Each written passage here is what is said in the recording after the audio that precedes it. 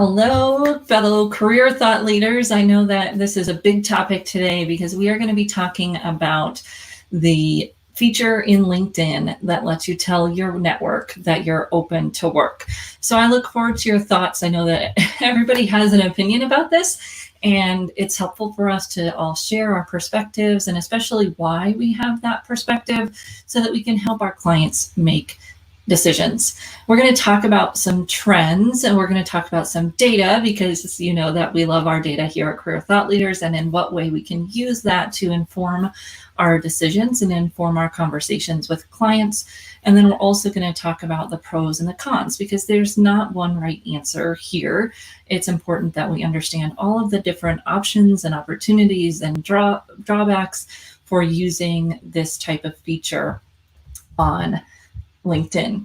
So first, I just want to talk about what it is, and then we'll look a little bit at the pros and cons and some of the unemployment data and why it may or may not be a great idea.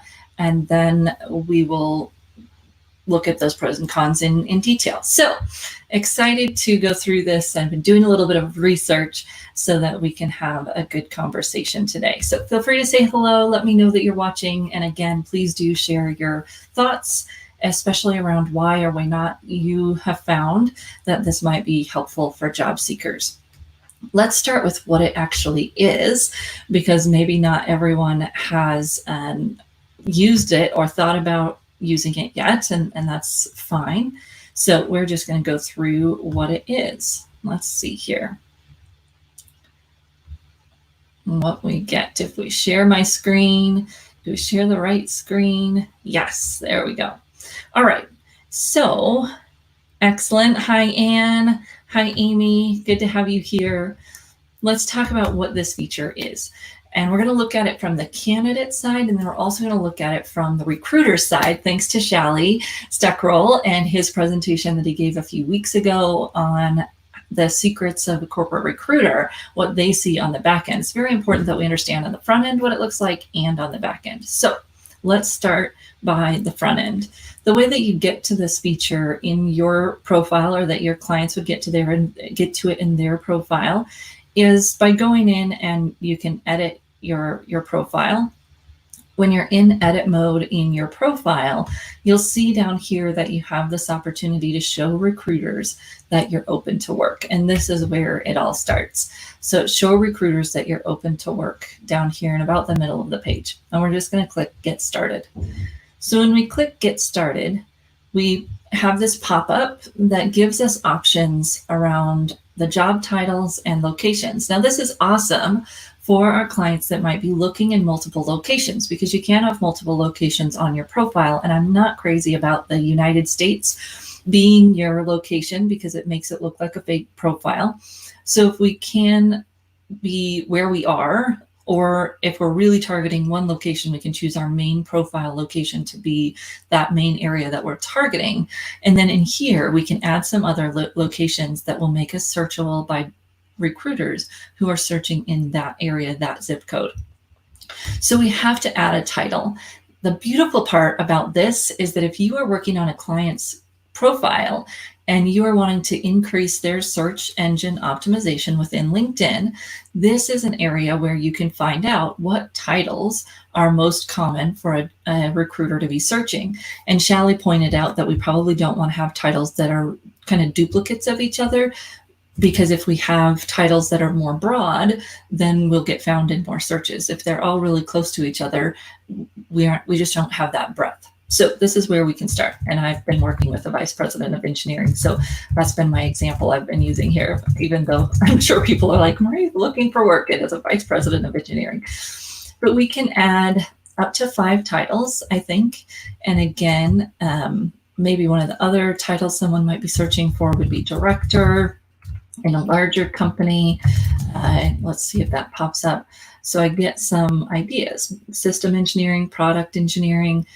I could say, okay, that fits for this client, and I can have up to 5, so I can have a little bit of variety in the keywords that my client might be searched for. Same thing with the locations. I can type in a zip code, Loveland, where I used to be close to, so you can do that. and you can have up to 5 there, I believe. Start date immediately or flexible. I didn't see that he was necessarily searching on that, so I'm not sure that matters. You don't have to fill it in, which is nice. And then the type of employment that you're looking for. And he didn't seem to search by this, but we'll see in the recruiter view where they can search by this.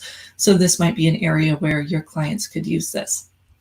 This last part is very, very important down here, because this is who gets to see that you're open to work. And we're going to be talking about the pros and cons and how these two options might figure into our decision based on those pros and cons. So you can share with all LinkedIn members by putting this little green picture around your picture, which is what a lot of the discussion has been around. Then you can also share it privately with recruiters only. And we'll see how that looks in the back end of the recruiter search, and that this protects your client in some ways from people seeing in their current company. So a recruiter from Microsoft won't see an employee in Microsoft who has chosen this option. Is it 100%? No. So if your client's really worried about someone seeing that they're looking, this still may not be a great option, but it's low risk. It's fairly low risk.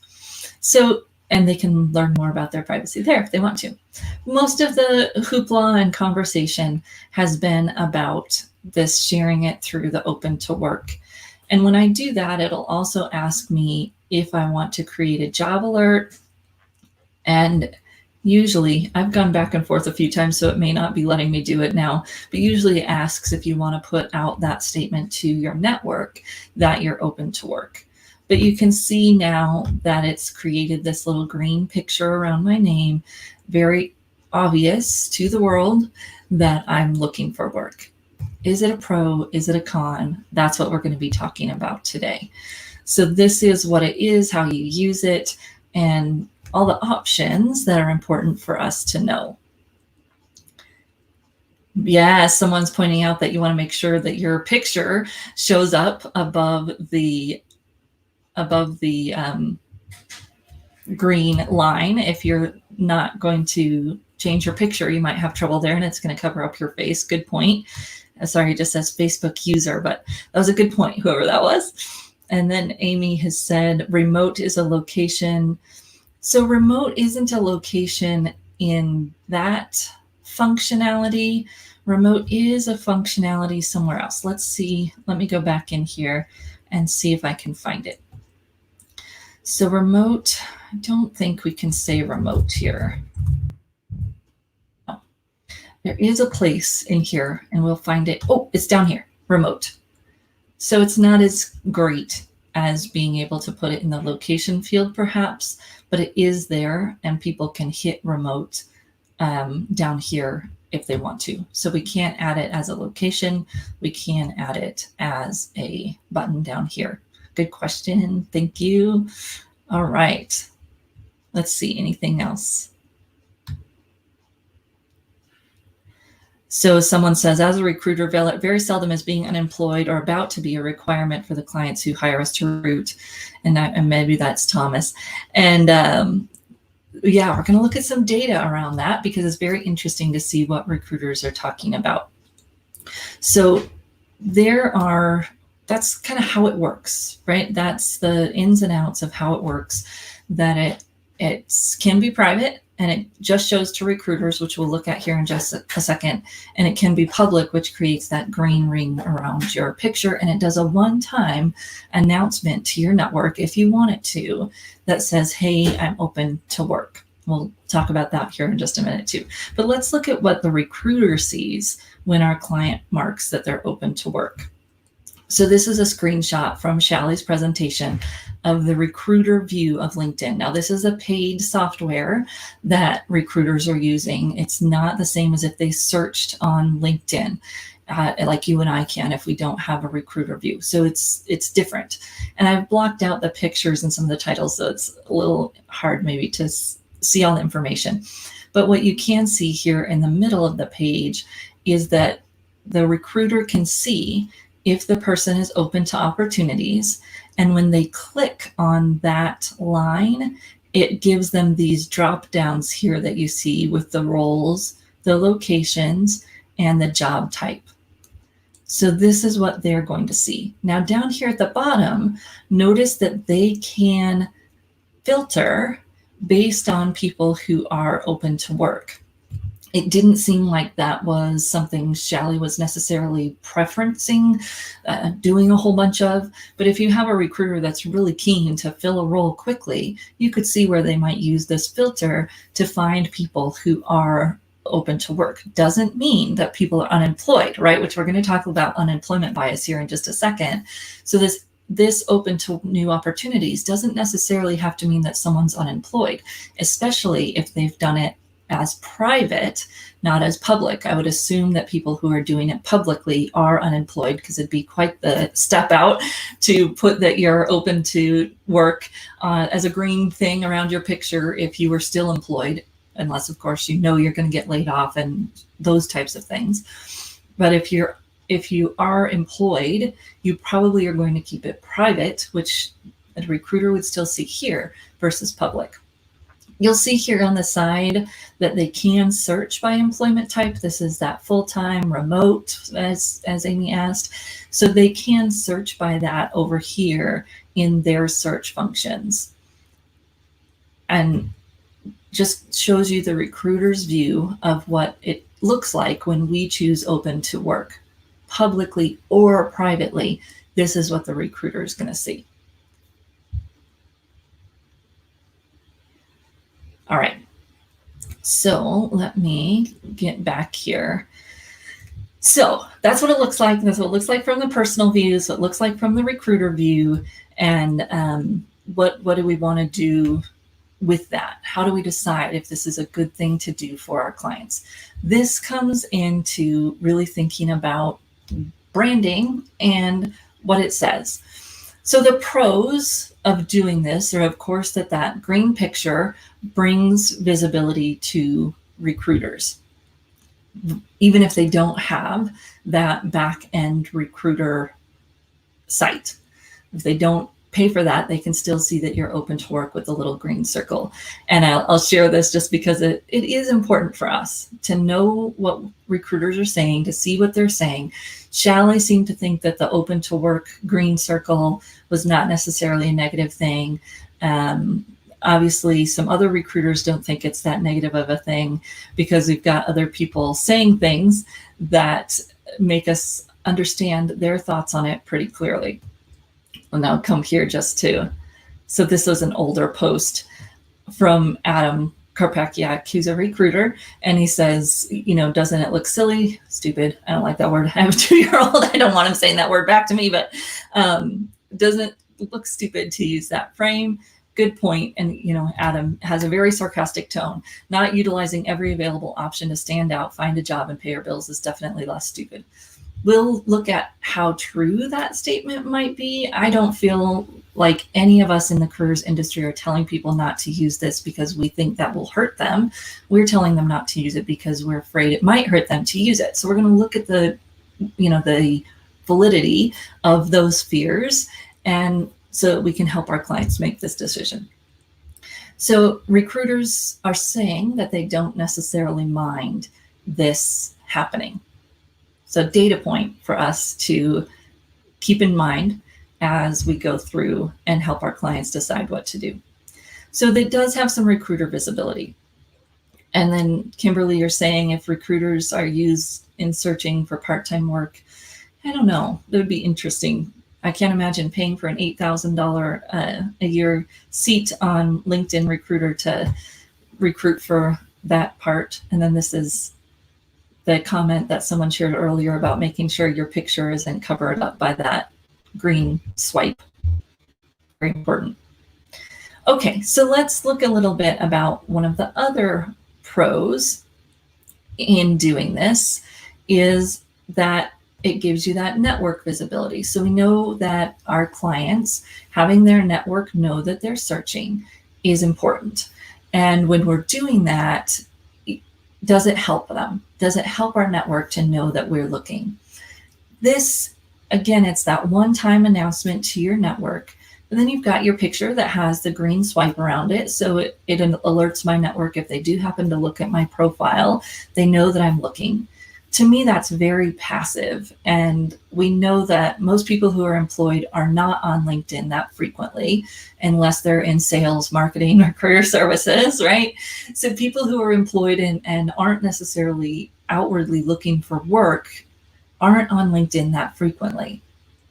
The monthly user data for LinkedIn tells us that. So if we know that, this is a very passive way to tell our network that we're looking. It might be helpful, but it's probably not as helpful as actually reaching out to our network and telling them what we're looking for and asking for their help in a specific way, all the things that we do when we're talking to people about maintaining their relationship and networking for job search. So it might have sort of the con of making people feel like they're doing this, that they're alerting their network to the fact that they're looking, when really this is extremely passive and probably not that effective in alerting our network to the fact that we're looking.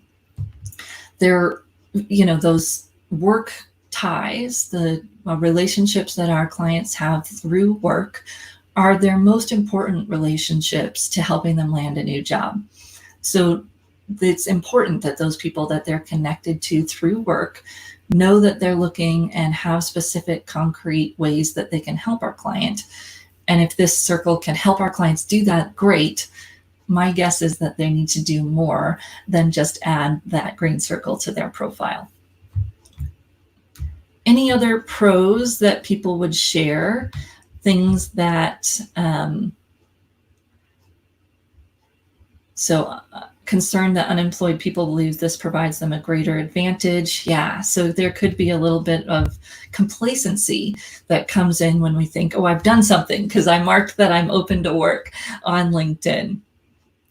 LinkedIn took the opportunity and shifted open work to stigma. Yes, so let's look at that, because this is what I see when I see career services providers telling people to be cautious with this. Is not that we don't want them to use every available opportunity to themselves, but that we are aware of a very real and important thing called unemployment bias. So let's look at the data around unemployment bias, because I don't think that this necessarily means our clients shouldn't use this feature. It does say a lot about when and how. So we're going to look at a few different articles here on unemployment bias. So the first one is this one. It's a very academic article. So put your scientist hat on and dig in. I'm going to take you down a little bit. So hold your eyes still while I scroll, because it goes through the fact that unemployment bias is not typically researched, that people aren't paying attention to it as much as they could. So that's kind of what this top part of the article is going through. And then it goes through all their hypotheses. So all of these H's here are their hypotheses and some of the data that backs up their hypotheses. They have a lot of hypotheses in this article. And then it gets to the literature review. And this is the part that gives us some of the information that we need to share with our clients. So this literature review goes through other studies that were done around this. And obviously we could look down to the data specific to this study. I believe this one was done in Europe. So, we've always got to consider that. But the literature review is very extensive and gives us a lot of opportunity to think about what this means. So in 2017, callbacks decline after 10 months of unemployment. So that's an important data point for us. 2014, after 6 months of unemployment, work experience no longer matters. And, I'd have to dig into that study to see what no longer matters meant. It gives us some data to think about. Discrimination against the unemployed is common if labor markets are tight. That's where we are, right? And then, some even said that it's there even if the labor market isn't tight. And then some say that the unemployment did not reduce callbacks unless our client was over 50. So that kind of confluence of a couple of reasons for facing bias. So we've got 6 to 9 months that it does start to impact our clients with this unemployment bias. So that tells me a few things. One, our clients have some grace period where they may not experience that. And I'll hear people say, oh, people will say it was COVID and it won't matter. I got to tell you, in 2009, 2010, nobody was saying, oh, it was 2008. It was really tough. I don't care that you've been out of work that long. This bias started to creep in, and people who had been unemployed for that 12 months, end of 2018 or 2008 to 2009, started to experience this unemployment bias. So that is one consideration for our clients. And Linda, you're saying that even a small chance of unemployment bias negates the positive. Yeah, that's something our clients need to make a decision around, right?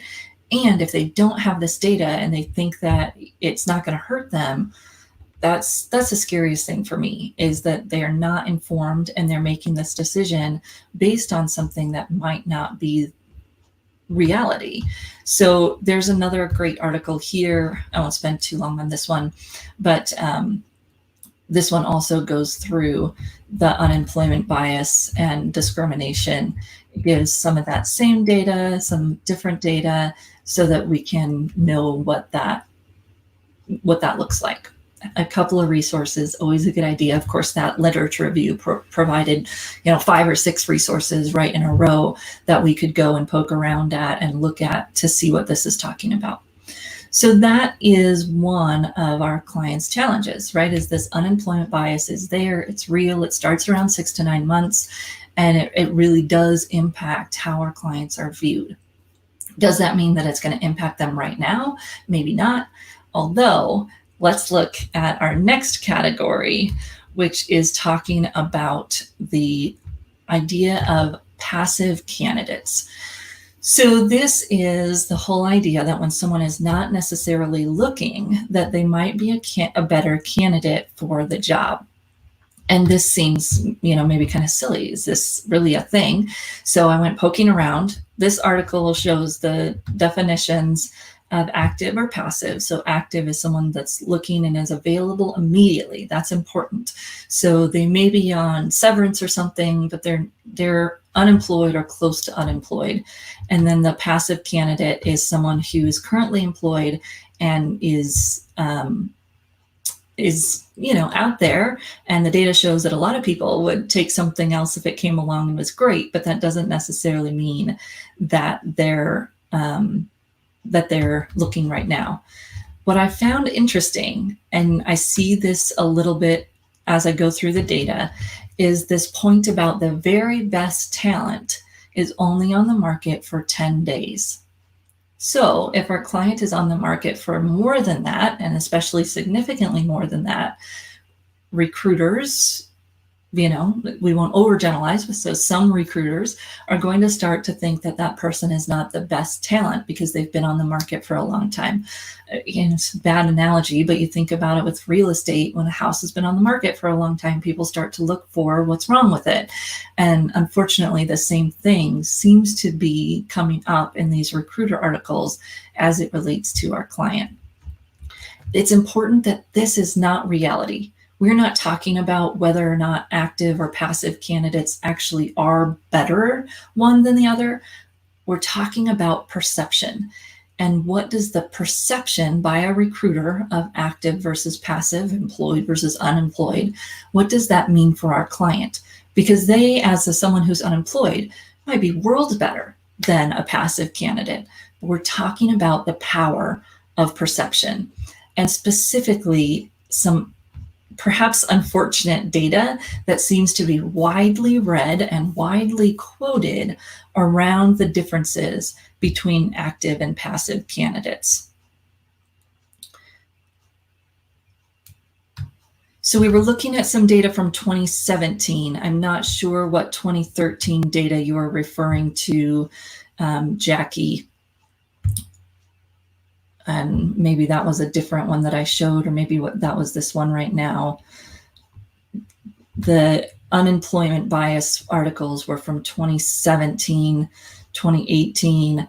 I wasn't aware of any 2013 data that I was showing. So feel free to let me know which one you were seeing that was from 2013.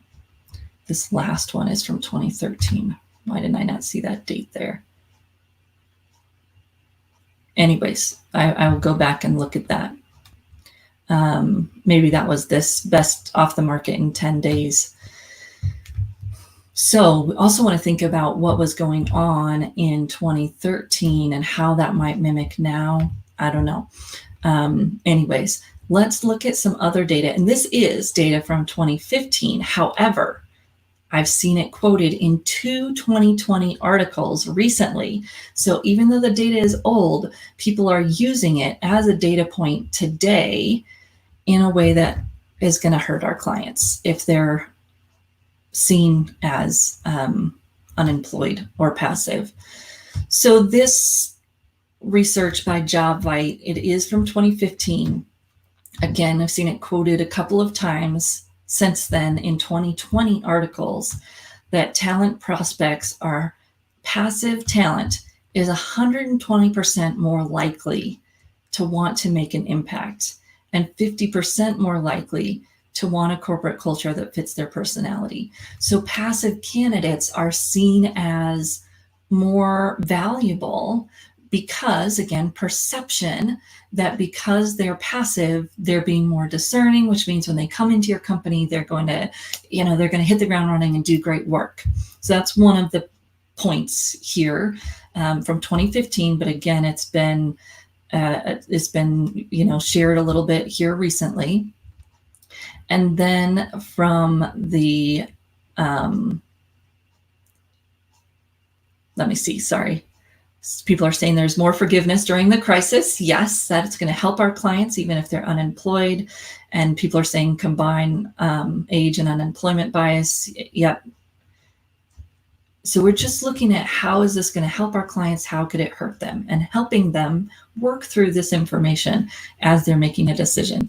I always caution myself from telling people what they should do, because we don't know our client situation. So we can give them the information and help them make the decision themselves. That's my goal as a coach, is to give them the information and help them talk through making this decision for themselves. So I'm just going to share one more article with you that I found interesting on this topic in terms of passive versus active clients. And you can, well, actually, I'm going to share 2 more because I always want to share the other side of the story. So 2 more.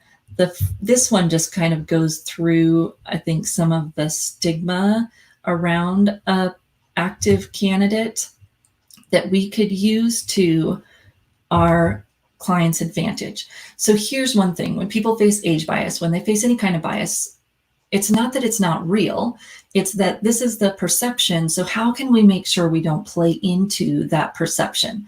So here are what people think active candidates don't have, and we can work with our active candidates to make sure they portray these same things to even the playing field as much as possible. So they're happy, right? They're happy, which means that if they're connected in their current role, they're going to come in and be happy in the new role. Again, perception, not truth. They're valuable. So if their company's keeping them, it means they're good at their work. Obviously, the hint is that if someone is unemployed, they're not valuable, which is not fair. But how can we help our client really key in and share their value, even if they're not currently employed? They're upfront. So they're less likely to play games with an employer. We can work with our active candidates to be this same way as much as possible, to not play games, to not, go back and forth more than it's necessary to negotiate and have the necessary conversations. They're not looking for a job. This one's kind of interesting, but the candidate's not interviewing with other people. There's nobody else getting in the way of somebody hiring them. They stick around longer. This is interesting. And again, this is data from 2014, but being used in current articles, influencing current recruiter perceptions. that a passive candidate is going to bring more value to my company.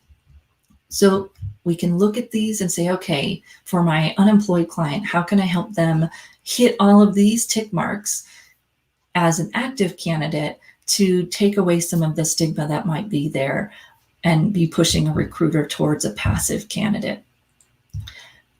Now, last one, so this helps us. This one is from Indeed. It's the only one I could find that talked about active candidates bringing more value than passive candidates. It's interesting that they use the exact same kind of percentage that was used in the flip in some of our other articles. You can find research to support what you want to support lots of times, right? And this is from 2015, when recruiters were searching for a lot of passive candidates because the market was starting to tighten. And these are some selling points that our active candidates could use in their favor. So active candidates are saying, hey, everybody's active. Almost everybody's looking, even if they're currently employed. And it's, cheaper perhaps to recruit me because I actually am looking. I don't know that we'd actually want our client to say that, but it's a positive. And then here's some interesting data points around that passive hires don't have as much commitment, don't adapt as well, aren't as good of a fit.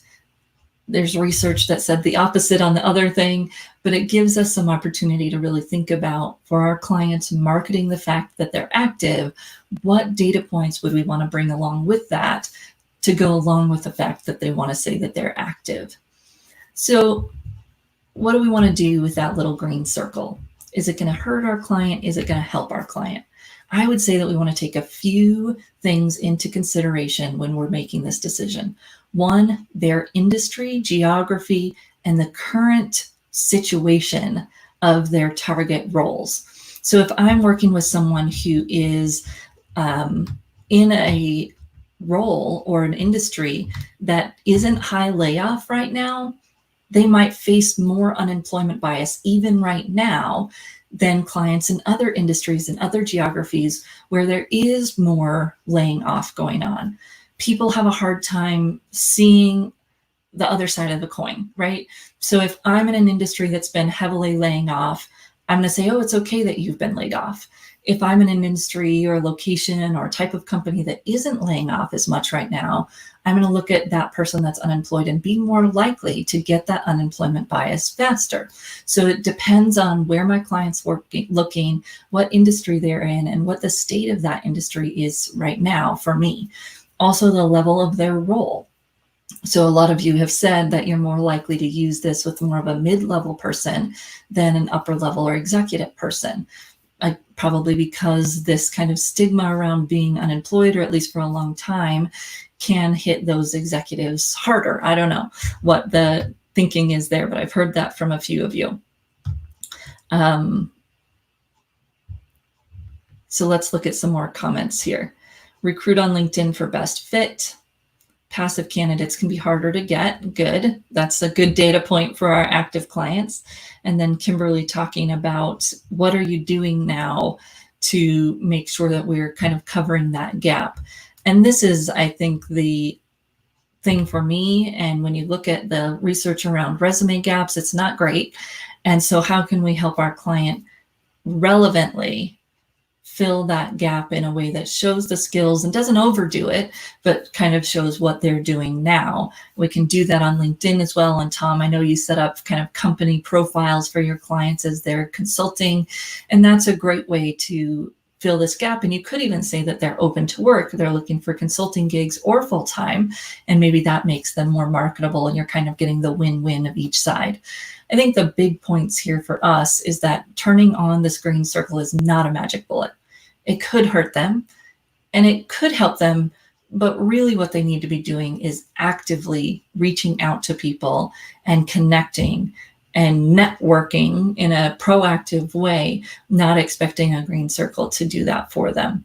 Last thing I want to share is a poll from one of our colleagues who did this on LinkedIn, and data from 1,700 people from Sarah Johnston. Thank you for sharing this. that when people turned on that green circle, they got some more recruiter hits and got some more connection requests. And then some said none of the above. Well, okay, 66% said none of the above. I'm guessing there's a little bit of challenge with this data because I chose none of the above because I'm not job searching right now. I haven't turned that on. And she may have had quite a few people like me in her study that responded that way. So some people are seeing positive benefits from it, which is great. And based on the unemployment data, I would say that those positive benefits are probably going to stop happening as much about a year out. So next March, April, May, our folks that have been unemployed for that whole time frame will start to face that unemployment bias. And that's something that we can talk to them then about how they might reposition themselves. Tom's, thank you. It's not a magic bullet. And then Kimberly, someone saying that volunteering, less opportunity to do it in person, but that doesn't mean we can't do it virtually, and maybe even have the opportunity to do something more aligned with our current work if we can figure out how to do it virtually. A certification, OpentoWork feels panicky instead of powerful, and that's never attractive to, So we just want to think about the positives, the negatives. When might they use it? So they might use it at the very beginning, maybe the first week that they're unemployed. They use it to kind of announce that and use it to kickstart their networking, and then they might take it down. Maybe they use it now during COVID, and then, beginning of next year, they understand that it's going to be time to switch that off, even if they're still looking. Hopefully they're not, right? When 10 million people turn it on, it's not a tool anymore. Oh, what are the thoughts about putting on the green circle for a short time and then removing it? Yeah, if anybody else has feedback on what I just said, Linda, we were like in sync there thinking about that. I would say for a week, really network, really connect, and tell people what you're looking for, and do all the other things that we teach in our networking, and then consider, is that something that you want to take off? Maybe 2 weeks. You'll have to discuss with them what they think is appropriate. That vice president of engineering that I was just working with, we decided not to turn it on. And I got to tell you, he's probably going to land in less than 10 days because he's networking. He already had some contacts. His last day was last Friday at his last job, which was his decision, lucky position to be in. But I would guess that he's going to have some pretty good prospects within 10 days, even in this market. Thank you, everyone. And let me know what you decide, which clients are deciding to use it, which ones aren't, and what are they seeing. I'd love to hear what you're seeing from folks. Is it possible to send a group of connections? Yep, you can send a group message telling people that you're looking. I would encourage people to do that more one-on-one, depending on the client. One-on-one communications have, that a little bit more personal touch, but it just depends on that client and what's going to work best for them. Thank you, everyone. I enjoyed your discussions and your comments. I will compile some of this, because if you're not in the Career Thought Leaders group watching this, you might not have seen all of the comments that people were sharing. So I'll see if we can compile some of this and put it up for you. The pros and cons of OpentoWork. Have a great afternoon.